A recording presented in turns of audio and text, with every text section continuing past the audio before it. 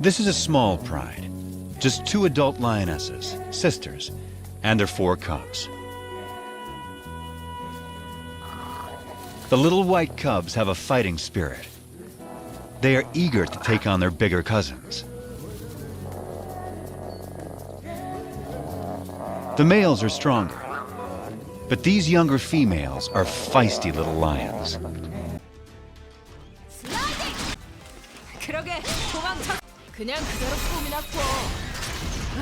What's up, guys? Ash here. Can you believe that it's been 2 years since the original White Knight class spotlight?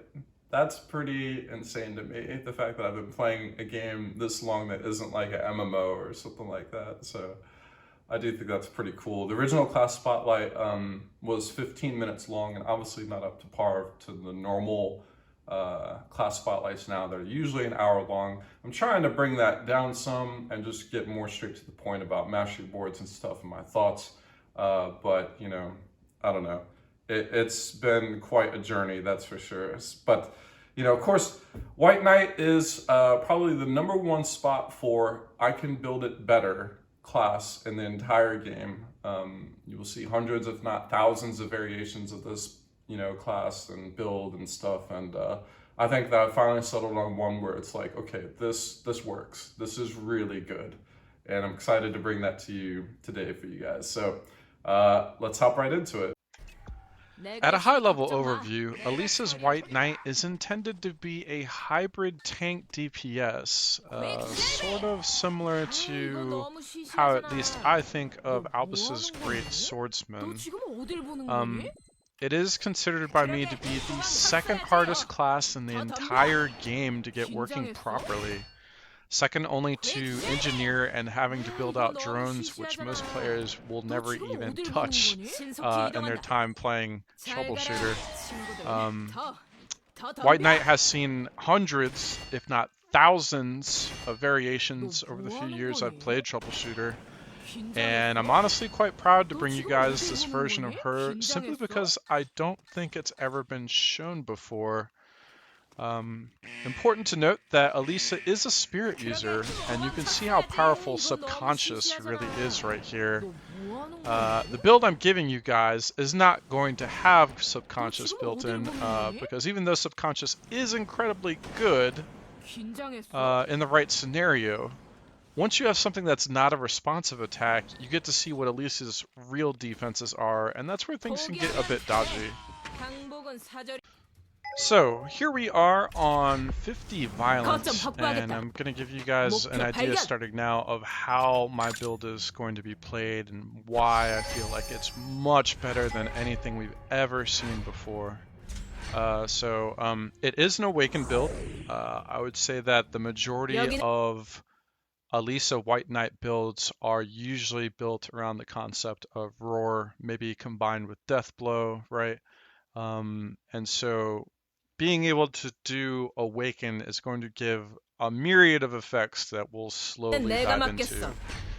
Starting with, notice that I'm swapping between press the attack and all-out defense. These do take vigor, and although you may not have ever ran into vigor issues before, I certainly have, and especially on non-Awaken builds with her. So you can freely swap stance dancing as necessary, which is going to be a very big game changer as we go through. So I'm going to go ahead and woodchop the sweeper. For those that are unaware, woodchop does count as a jumping attack, and so even though he has close suppressive fire, if you're doing the max distance possible, you will get first strike for jumping attacks. And I've gone over this in the Advanced Combat series if you're curious. So he does not get to do close suppressive fire. And we're going to alert all the enemies. Now, obviously, being in Spirit, you're going to have a ton of block shred, right? And you're also going to have a ton of hit rating, which is particularly good for these rogues right here. But what you will not be used to is that now, with this kind of build, abilities like sliding are going to have incredible use, because you're not going to be missing enough hit rating to, where they dodge, and full block shred, right?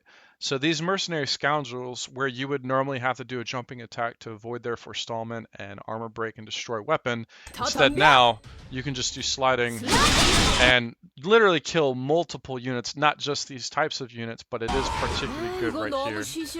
Pretty cool to see. And of course, even these guys have, like, you know, limited block versus Alisa. And obviously, I'd like to give you guys an idea of kind of just a variation of monsters and just why this build is so exceptionally good. So here we are on 58 Violent now to fight against the Mungos. Mungos have incredibly high dodge rating and kind of limited block. Again, where Alisa would be, this build for Alisa would be very well suited for fighting. So, you know, again, sliding incredible, right? You can hit bosses. You don't have to deal with all these forestallment enemies. And what happened before, I think, for a lot of players using jumping attack, wood chop, right, is that wood chop is normally 40 action time. That is absolutely insane. And so even if you were cycling wood chop for forestallments, you were building up this massive AT gauge that was just unsustainable, essentially. Now, you see all these monkeys here and all the green ones that are swordsmen, and of course, you know, one hit, one single kill, and Alisa can reset sliding. And I do recommend that you use this over wood chop. You know, there will be times where you need to use wood chop, right? But you can see how much use this is getting. And she has a 100% chance to hit, 0% chance to be blocked, and she's literally just plowing through these guys like it's nothing. So in this particular case against Mungos, absolutely devastating. Alright, and finally, to kind of top it off, let's see how it does against the Red Sand Mercenaries, right? So this is what I do expect to see in 60 Violent, which has not been released yet. You know, if you're watching this video and it's been like 3 months later, then Violent already came out, and who knows what came out, but more than likely it will have tons of Red Sand Mercenaries. And one of the deadliest things that they've placed into DLC 2 here is the snipers from the Red Sands Mercenaries. They are pretty insane. So here we are, and you know, notice that Alisa does not have a very high health pool for starters. I'd like to remind at least our newer players and maybe even some of our veterans that damage reduction in this game does far more than hip will. And so definitely don't go off of health entirely. It is particularly useful on classes like Battle Mage, which run Iron Heart and reduce total damage if a certain threshold isn't met, right? But in this particular case, even though her health pool looks incredibly low, it's really not. And so what's cool about this sequence here is her defenses, and I haven't had a chance to show that yet, so let's go ahead and check it out. So Red Sand Sweepers here, right, close suppressive fire.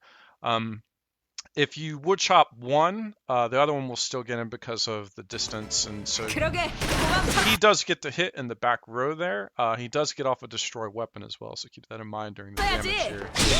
But she does still kill this guy. Right? Now, Alisa is designed right now for tanking. I've got kind of two versions of her ultimately. One, the tanking version, for obvious reasons, has Jackie's perfect scale. Now, normally, I think with most White Knight builds, this right here would be a death sentence, right? Critical from 3 from a sniper. Block for 1. Another critical for 3, right? So there's a lot of things that are going on here and gearing options that I'm sure the veterans will understand, which is that Jackie's Perfect Scale and Blood Red Ogre Wrist Guard are both in effect right now. The Wrist Guard is preventing Alisa from actually getting a bleeding effect, right? And these snipers have hemorrhage. But the part that most players don't have or have not seen is that Alisa is running Physical Resist 3 Overflowing 긴장하지 Spirit 않아도 돼. for a total of 100% physical damage reduction. Remember, we're doing an Awakened build, so she has this on essentially 24/7, right?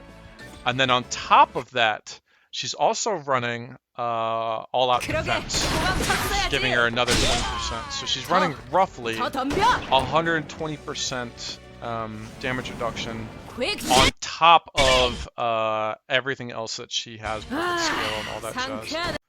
Now, that map was done on Cruel Challenge, and I'm sure some of our veteran players would like to see what is this kind of damage reduction on max difficulty, right? So this is the max difficulty version, and you'll be able to notice, of course, the you can always tell by the difference in total health bars for the enemy. So Alisa's in All Out Defense. She's running her 120% damage reduction at the moment, right? And you can see that they have a higher health pool by about 200-300 hip. They usually sit around 24 to 2500 for the sweepers at least. Also, last time she hit for about 3000, I think, and this time is about 2670, which is approximately what high-risk, high-return would be giving them. Right.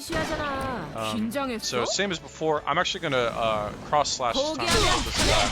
Now, watch what happens from here. Remember, max difficulty, right? Block for 1, armor break. There's a ranger, deals 1 damage. Crit 3, ranger,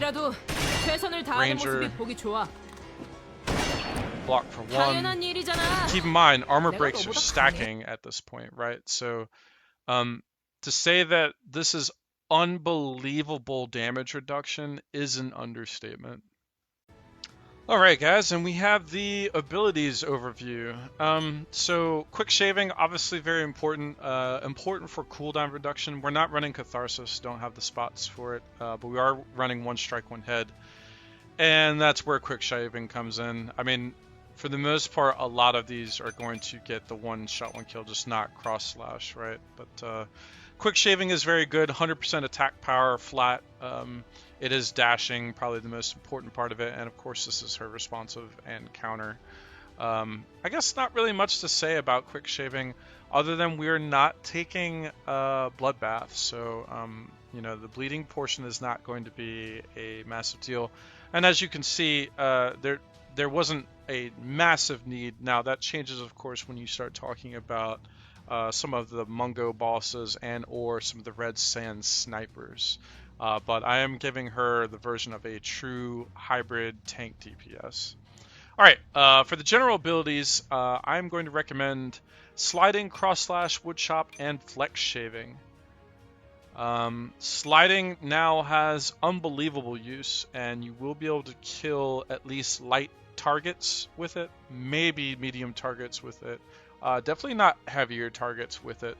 It only has a 75% attack ratio and 50% speed, but it can hit a lot of targets if you line her up correctly. Additionally, if you're running pincer or cover synergies with Alisa, now it's unblocked damage, right? So it's quite a bit, and it's a lot more than people think, and you can kind of team a lot of things with this. I think that's the more interesting part for sliding. Cross slash, always a staple in Alisa's kit. 2 hits. Notice the Castellet, only 4, really not bad. That's because of Melee Weapon Expert, which is a 50% Castellet drop. And then Veteran's Vigor, which we'll go into for the board. But 4 AT for cross slash is not bad, right? Sliding has a bit more. Normally it's 20 because it's not benefiting from Melee Weapon Expert, which is designed only for attack type melee. Now, Wood Chop, also a staple. Unfortunately, Wood Chop is attack type fall, and this has always been kind of a bane of existence for Alisa. Using Wood Chop should definitely be your last resort. However, it certainly has its place, and it is designed for the tougher units. So you can use this, right, to kill the black clowns and white clowns and just units that would normally take a larger beating. Also important to note that Woodchop does bonus damage to exposed. If you can get them exposed, it's definitely worth it. And then finally, I'm recommending Flex Shaving. And I recommend Flex Shaving mostly because, one, it is benefiting from Melee Weapon Expert. Two, it does hit the entire area around Alisa, so you can set up interesting combos if you know how to use it, right? Three, it does give a bonus 30% hit chance, and although we are using Spirit build, there's very few things that could dodge, there are probably a few things that have, reasonable dodge ratings, such as Ortega, such as Schwartz Destron. They're not normally easily hittable as a whole, which is why I'm recommending Flex Shaving. Now, personally, I use Straight Thrust, but Straight Thrust does require a bit of skill and positioning to use correctly. It's also on a awful cooldown. Look at that, 3-turn cooldown. However, it does do 50% to exposed, and it will increase the target's AT by 20 should they live. It also pulls her health pool, kind of an interesting modifier, but I would definitely recommend Flex Shaving for most players. She is going to have incredible attack power and incredible speed, and obviously she's in Awaken mode, so the 50% Spirit SP is also going to be very good. For Overcharge, I'm recommending Double Cross Slash. And you'll notice the cast delay is really pretty great. 9 AT is total joke, right? You're gonna get more AT out of sliding than you are out of double cross slash. And I'm recommending this because this is your boss killer. Now it's your single target boss killer, but it is your boss killer. And even though the ratios are really low, each hit is a quarter, right? It is 4 hits and it's unblockable. Right, so regardless of the amount of block, whether it's Gyro with 300 or Zhao Zai with 150, whoever that you normally have just this insane amount of block will get completely destroyed by this. Hard to go wrong. Also important to note that this is a 100% bonus and still stance. This is very much a she gets up and a boss attacked her, and this is retribution right off the bat, right? Personally, if you get far enough on the skill level for White Knight, I would say use Spin Cutter. Spin Cutter is pretty insane. It deals a bonus 100% to exposed, and it's 5 area consecutive attacks, right? This can take down all 3 Destrons if you're positioned correctly. It takes some time to get used to, because if you're moving with Spin Cutter, it can be difficult to use if you're not sure what to expect. But I think that, if you start becoming very comfortable with how she plays and using double cross slash, switch over to Spin Cutter and start using it for a bit. You might be surprised at how good it really is.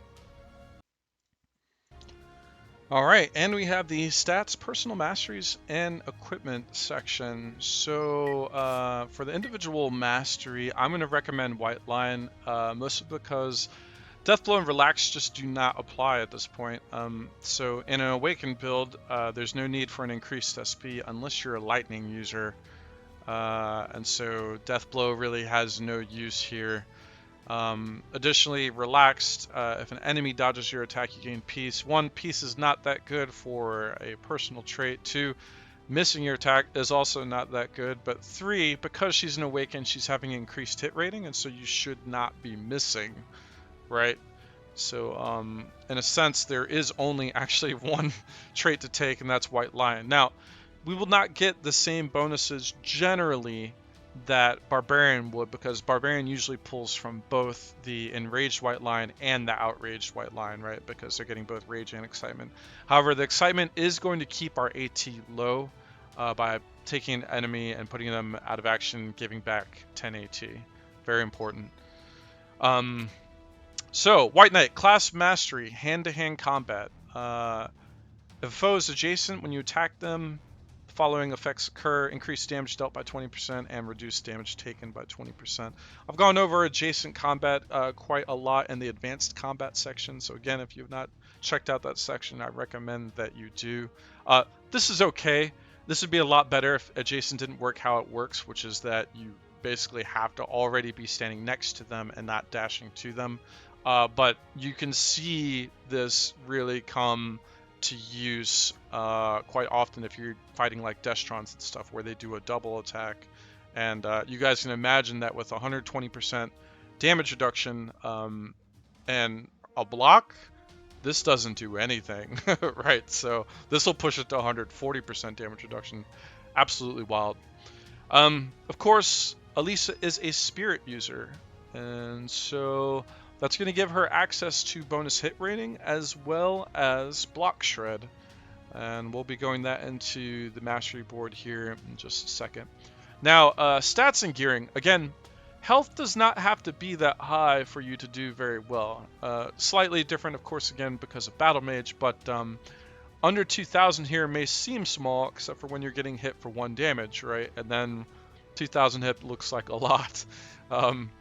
Vigor, not that important, although, you know, it could come in handy. You never know. You should not run out of all 3 Awaken charges in a team fight, that's for sure. Spirit SP, this will fluctuate. 281's pretty good. You know, this depends on what you need, right? So if you're fighting white clowns, you're going to want a higher Spirit SP, and you should do that based off of gearing, and her gearing is very important. I would say second most important of all characters behind Superstar. Attack power, 1500. It's actually not good, probably compared to a lot of players' older White Knight builds, right? Where I would say it's common to have 2,000 to 2,500 or so. But all that attack power doesn't mean anything if you get blocked, right? And so that's where Sharp Spirit and kind of a Awaken build come in handy. Hit chance, very good. I'm running about 150, not counting Awaken, not counting anything else that could be modifying this, and there's a lot of different modifiers. In general, 99.9% of the enemies in this game you will not have a hit chance issue with this build. Crit chance. This is interesting. I would like to bring this up. So obviously, crit chance is 72, and then with slashing, it's a bonus 15 for a total of 87. So obviously, in this build, you can make pretty damn good use of sliding, right? But sliding is not taking into effect slashing, so you're not going to be getting, or excuse me, melee attack type, right? So there's a lot of different changes that you do have to keep in mind, at least with wood chop and sliding. Very different. Crit damage, 307. It's not good, it's not bad either. Good, I think, on a White Knight. Well, on the older White Knights, you might see upwards of 350 to 400 critical damage. And on the low end, if you're not using Sword Manual, you'll probably see around 200 or so. This would probably be the lowest stat feature, and this gearing is designed for tank mode of her. So this is more like the cannot be killed and what you guys saw with the snipers there earlier. Reasonable block, 58. Keep in mind this is not taking into Adept Combat Stance, right, which will give you an additional 20. And if you wanted to, you could pop your Patience Potion into the hundreds, but there's a certain point where damage reduction takes over. You saw that a block from the sniper was 1, and a crit from the sniper is 3. Does it really matter? Not really. So, let's get into the gearing. I recommend either the Aether Imperial Greatsword, which comes from Ben, and or the level 55 Greatsword at the moment. However, I will say that the level 60 Greatsword will probably be the gear to go to. How do I know that? I don't. I just get a feeling. Mostly because the Aether Greatsword, Ben's sword, requires adjacent combat again. That can be very annoying to properly use. And I do think that the 55 Greatsword is really not bad. The target blocking your slashing attack, you can get pretty good use out of this on Barbarian, honestly. But as a whole, look for either Peak, right, for your Spirit SP, which is hit and block shred, and or Slaughterer. I would say she needs Slaughterer more. If I had an Aether Imperial Greatsword of Slaughter, I would definitely probably have that on. But yeah, the Indigo Razor Claw really is not bad, and it does have a higher attack damage threshold than the Ben's sword, so keep that in mind. This one is not +9, but if it was, it would be higher. So yeah, not too much variation there. I don't think you guys will really go wrong here. There is a lot to go through here, right? So normal players, let's say that you're a newer player. The poor man's version of this will be golden leather uniform with golden leather wrist guard, right? And a gold molar charm. Now, this is not bad on an offensive level. It's actually pretty good speed, immunity to stun, and 50% ignoring of the target's block, but only for melee attack ability. I will never bash the 3 set of the golden. It's really quite good, but there's certainly better options, right? What did I have on? Here we go. So I would say that the Mungo Hide uniform with a Twilight Chaser affix is very good. You are trying to push decent speed. So for my team, slow is 100, so to speak. Those are my chain killers. 130 or higher is kind of my fast. She's closer to the fast, kind of right in the middle, which I kind of particularly like. But you can obviously adjust this to your party's needs. The Zhao Zai's uniform is not bad.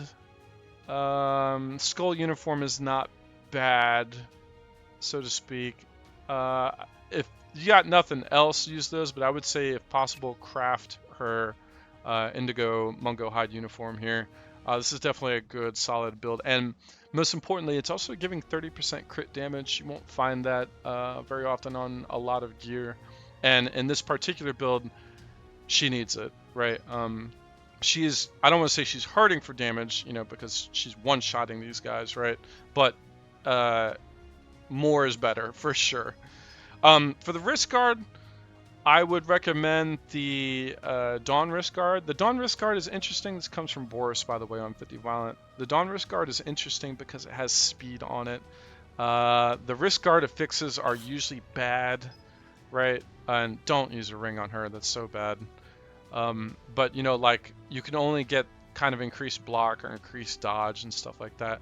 I will also recommend the Serpent Scale because you're going to get immunity to poison. And then in particular, of course, against the Red Sand Mercenaries, the Blood Red Ogre wrist guard from Chang gives immunity to bleed, and this protects you from hemorrhage, essentially. And actually, an Abyss is not a terrible slot because you're going to get that bonus speed, right? This is obviously a very low-level wrist guard, but against the Red Sand Mercenaries, this is everything. I guarantee, will pay tenfold when 60 Violent comes out as well. But if it's not the Red Sand Mercenaries, I would say this is probably the best. You're just getting solid stats across the board, right? Health, very high armor, speed, of course, probably the main stat right now, hit, block, and dodge, all to 10%, so just good across the board. And then this is probably best in slot, at least right now. I do expect us to get some legendary boots in 60 Violent because it's been so long and we've been using the same boots for so long. Anyway, the Black Iron Flash Boots Twilight Collector level 45 have a flat 10 speed and 2 move tacked onto them. And obviously with this Twilight Collector, that's 20 speed, 2 move, hit, and crit, along with some health and along with some armor. This is a very good roll, but I would definitely recommend this, as this is definitely best in slot. The rest of these are bad. Golden leather boots are meant for casters, even though you could wear this. I suppose you could use Cleaning Agent from Felix. It will technically get you a higher speed, but notice the health difference, notice the armor difference, and when you're talking endgame, yeah, this stuff matters. And don't let anybody tell you otherwise. And then for potion, so if you want her tanking or damage dealing, for the most part, I would say Giant Potion. Giant Potion just feeds really well. It's also going to give her that extra move. I wouldn't completely recommend Patience Potion because you saw the difference between a block and a crit on the snipers didn't matter at all, right? So blocking is not really that important for her. But I would potentially recommend Excitement if your crit chance is a little bit low. right? This will also feed into your charisma effect if you'd like to use it that way. And then also I can recommend the powerful strength potion is obviously also very good. 9 turns, 300 attack power, and you can hold 3 of these. Pretty good. As generally speaking for me, there's never going to be a map where my team is fighting where the game goes 9 turns. It's just not going to be a thing. So even just one use of this is more than enough. And losing the dodge rating, she does actually have reasonably decent dodge, but you know, who cares when you don't take any damage. And then of course on the tank version, Jackie's perfect scale, right? This is going to give you keen sense, lightning reflexes, and steel armor all in a single piece of gear. I've gone over this many times on many different builds. This is still the best tanking, best in slot gear piece in the game. Now, if you wanted to go more offensive with her, I can recommend, again, Golden Mane is not bad. 100 extra SP. This is going to push you into the 300, well, at least me, almost 400 Spirit SP, which that alone is 400 block shred, or essentially, what was that, 20, 40, 60, 80 block shred, right? That's pretty insane. Also, White Tiger Mark is not bad, right, for the bonus damage. Also, Golden Feather's pretty good. You'll have that +1 to overcharge duration. 5-turn overcharge duration goes a long way. Plus, you'll be able to use her ultimate back-to-back. So if you ever kind of like boss killing, Golden Feather would not be bad. But I would say between one of those 3, Golden Mane, Golden Feather, or Jackie's perfect scale. And just so players don't mix it up. And we have the Mastery board. This is the White Knight's Durandal build. Durandal was the sword of Roland, who was a legendary paladin, and it was said that Durandal was the sharpest sword in all of existence. You may have seen this weapon in games like Fire Emblem, Xenosaga. I think Honkai Impact had a character named after it. It's well versed in kind of the RPG realm. As always, take a look, take a gander, see what you would keep, see what you would throw out. For the core offensive masteries, we're going to be taking Knight of Sword. Knight of Sword expands on Sword Manual, where normally Sword Manual would just be a 7% critical damage increase per swordsman, great swordsman, and magic knight. So really for Alisa, just swordsman, right? And then expands it into warrior and white knight masteries. Very important, and this is what gives the oomph behind the class, right? Yeah, hard to go wrong. One strike, one head. Also feeding into many of the same masteries that Knight of Sword has, right? Sword Master and Sword Manual. Most importantly is that putting a target that has not been damaged out of action using slashing decreases all cooldowns by 1, essentially catharsis. If you just kill him in 1. Hard to go wrong with this as well. And of course, Sharp Spirit.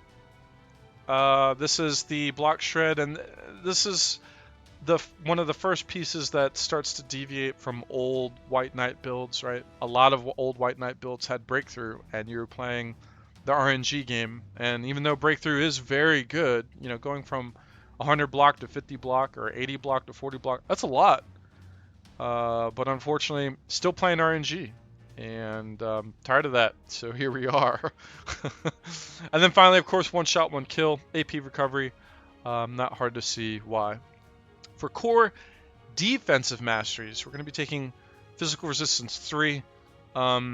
What's underutilized with Physical Resistance 3 is the amount of slashing resistance you'll get. And of course, piercing and blunt as well, but slashing in particular, generally that's caused by edged weapons and can cause bleeding, right? And so bleeding leads into hemorrhage. Same thing with piercing, you know, from guns can lead into hemorrhage. And so that really helps with it if you're cycling your turns fairly quickly. But of course, the main effect is that it reduces all physical damage by 50%. In DLC 1 and 2, the majority, 95% of the mobs are physical damage dealing. So this is unbelievably powerful. right? And assuming that they don't change that effect in 60 violent, this will still be just as powerful even then. We are coupling this, of course, with Overflowing Spirit. Now, neat part about Overflowing Spirit is this goes across all damage taken as long as you're in overcharge. Now, in the older builds, some characters would put this in, but the problem is that you would, let's say you were chain killing, you would have a 2-turn overcharge duration. So you'd have it for that turn chain killing, and then the next turn, then it was gone. That was it, right? And so, of course, with Awaken and stuff, you've got overcharge, and your duration is just longer, and so it keeps up longer, right? And then finally, for defensive adept combat stance. So, if you've been playing Barbarian and you haven't touched White Knight in a very long time, there's been a update to Adept Combat Stance, and if you'll notice, an all-out defense stance, Alisa is now immune to AT delay altogether. No condition other than you're in defense stance. That's massive. Also massive, damage taken reduction by 20%, so you're sitting at 120% for physical. And the block is nice. Obviously, there becomes a point at a high enough damage reduction where block doesn't matter anymore. Pretty cool. Still should be coupled with perfect scale, right? Because Keen Sense is protecting you from, watch for a chance from snipers.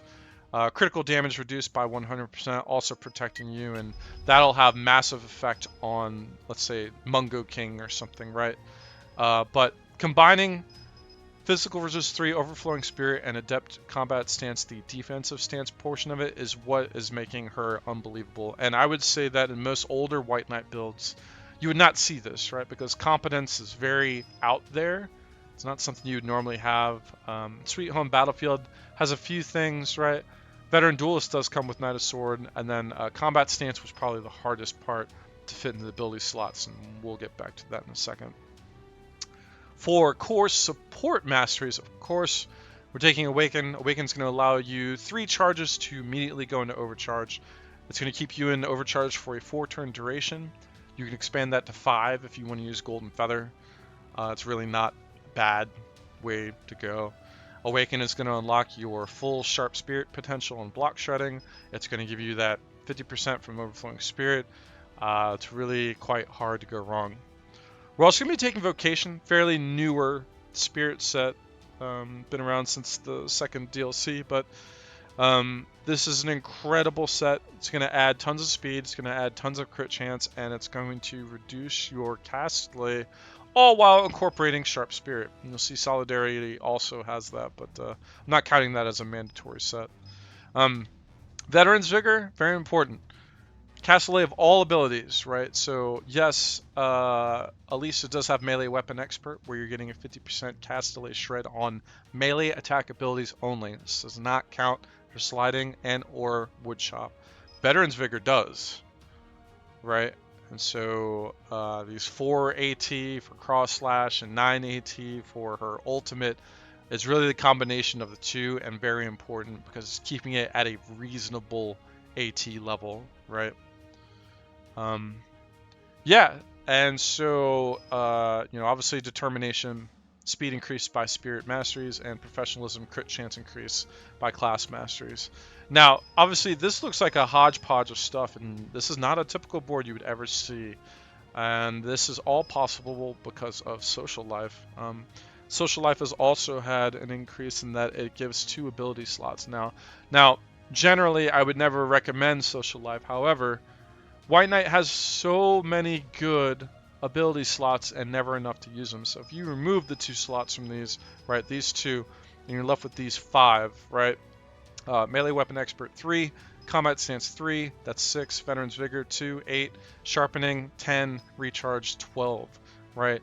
Normally, Alisa has 9 property limit for ability, right? And so if you have 9 property limit, you can only expand it via Speak Up and Guilty Conscience and Politely Decline, and putting 3 of those there will give you 12 out of 12 for this, right? But why would you do 3 when you get 4 and then 2 extra ability slots? It's just better. And trying to combine these into single slot. It's just not going to happen. You're going to have to go for Seeker and Enlightenment or Egoist, and you're going to have to drop one of these, and that's going to change your board completely. And so this is just a different way to look at things, and I've found that this is unbelievably powerful. Just absolutely stupid.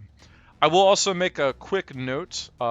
Solidarity is not mandatory, and I would say Integration of 1 and Morale Boost are not mandatory. However, Morale Boost is going to give you a chance to win. I don't particularly care for chance to win. It's not bad. 10 stacks, it's definitely okay, right? But most importantly, it is property type Excitement, which of course is going to feed your White Lion condition.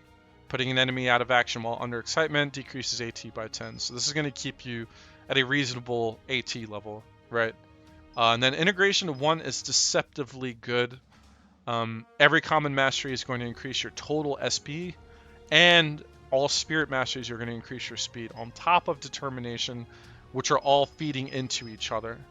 I've found that the rate at which she gets up with Solidarity is better than the rate she would get up with Charisma. It just works out that way in its weird own fashion. So, and don't forget, it's also feeding into Veteran's Vigor, right? You're getting that increased AT delay from your special abilities, which is so powerful now than it was before.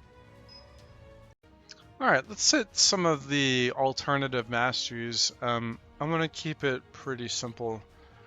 So in the past, I've recommended Charisma. This is a permanent Excitement effect, and so feeds the White Lion condition. Morale Boost, you technically have to put a target out of action before you can trigger it. Clearly, she doesn't have very much trouble having to put a target out of action, so I don't think this is a very high bar to set. However, again, this is feeding into Determination, which is feeding into Integration into 1, which is feeding into Veteran's Vigor, right? There's this synergy of spirit masteries that are going on where I personally think that Solidarity is better. Not that the set bonus is not that great, but the combined stats, or combined masteries, Spirit that never gives up, maximum SP by 50, Integration in 1, SP and speed, right? And then Morale Boost filling the White Lion condition. However, if you want to use her primarily as, like, let's say a dedicated tank, you would most certainly drop Integration 1 and Morale Boost, slot in Mutant and Charisma. And this is, you're still getting the White Lion effect. You're also dropping all the debuffing that she could possibly take from Rangers and stuff, right? So this is certainly pretty good. I do think that Solidarity is better for my team at the very least, but it's also why I did not include Solidarity in my core mastery sets. Also, this is one of my favorites, and it is the ultimate boss killer, as well as keeping your AT delay low. Seasoned Warrior is amazing. However, masteries do not have good synergy. Tough Warrior, you can see Herculean Strength.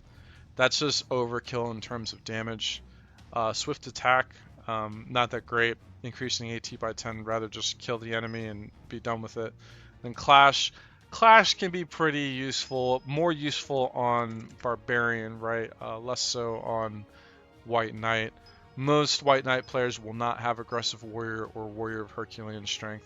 Relentless Strike is not bad. This is pretty good on a grenade build for Alisa, right? But it's too bad that it's so bad because Seasoned Warrior, the set bonus, automatic armor break essentially, and then attacking an enemy whose speed is lower than your speed decreases by AT by 10.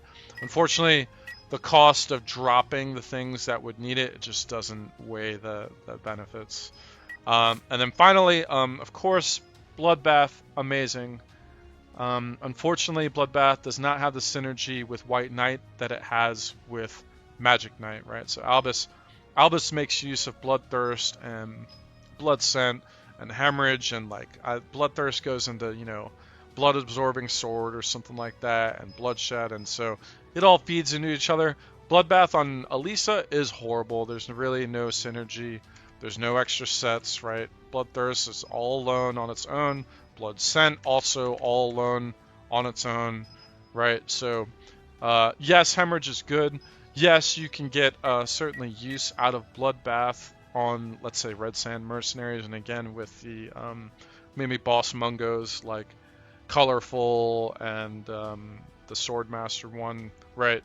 But as a whole, wouldn't really go for it. You know, I'd still try to keep her hybrid tank, hybrid tank DPS.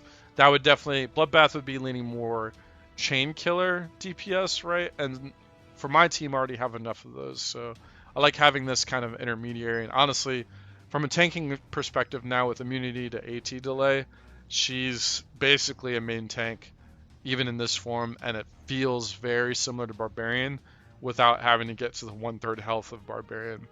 Pretty crazy.